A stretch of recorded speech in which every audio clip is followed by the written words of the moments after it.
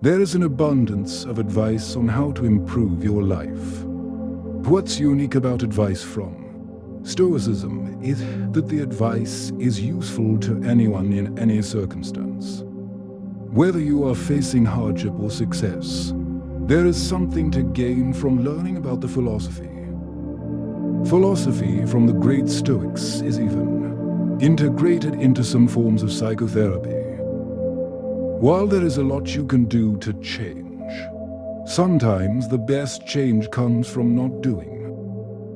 In this video you will learn 7 things the great Stoics advised against. 1. Focusing on things you cannot control.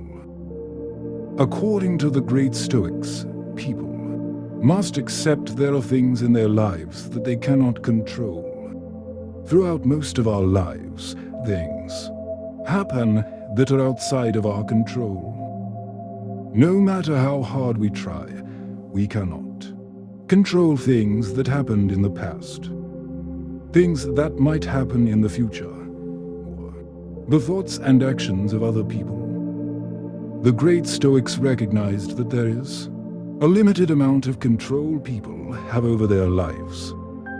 To be happier, the Stoics believed people should stop focusing on things outside of their control. Instead, the Stoics recommended people focus on what is in their control. Epictetus was a Stoic with little control over certain aspects of his life. He was born a slave, had a crippled leg, faced exile from Rome to Greece, and lived in poverty. Despite his hardships, Epictetus had a positive outlook. He believed although he could not control his external circumstances, his mind, opinions, and desires were his to control. According to Epictetus, it is up to us to keep our own peace of mind despite external events. 2. Letting your mind get away. The Stoics believed in training your mind. While this might seem irrelevant to some people and a waste of time, the Stoics believed it was important not to let your mind get away from you. Training your mind involves discipline and motivation toward improving yourself. Seneca recommended journaling at the end of each day. He recommended writing down when you became irritated by something trivial or acted angrily to someone. This way, Seneca believed you were taking stock of each day and hoping to do better the next day. Marcus Aurelius had a different strategy to train his mind. He would tell himself every morning that he was probably going to encounter a lot of angry people and stressful situations. This way, he was preparing himself for the day ahead and less likely to respond in an unhelpful way. By training the mind and being more self-aware, the Stoics saw that people could choose their reactions to situations. 3. Forgetting moderation. This virtue of temperance is often forgotten, but not unimportant. The Stoic virtue of temperance is about moderation. Moderation is key to living a well-balanced life. Forgetting moderation leaves people in the extremes. As a society, the extremes are the most talked about. There are people who value their careers and don't value sleep. People are also often grouped at one end of a spectrum based on their character. For example, people may be categorized as reckless or timid, lazy or insatiable, and insecure or arrogant. However, the reality is people are on a spectrum of qualities. While there are desirable virtues, too, much of one quality can become a problem. For example, a person can become too timid or too ambitious. Remembering the Stoic virtue of temperance is a reminder to think of your life in terms of moderation. 4. Falling prey to negative emotions. Another Stoic lesson is to stop falling prey to negative emotions. In day-to-day life, unpredictable situations rise. These situations can give rise to intense emotions.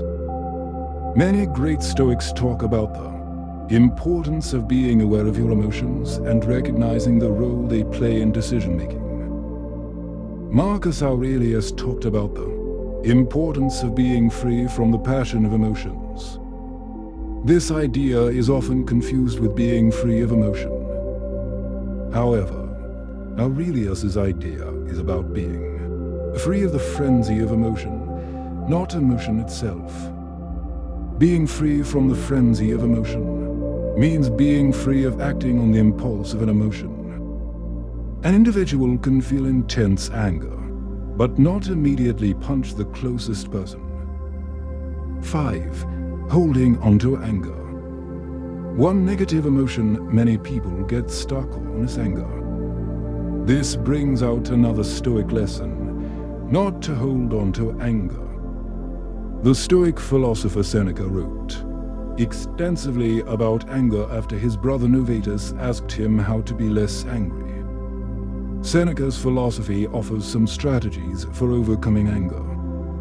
According to Seneca, anger is a bad habit that people usually pick up from their parents.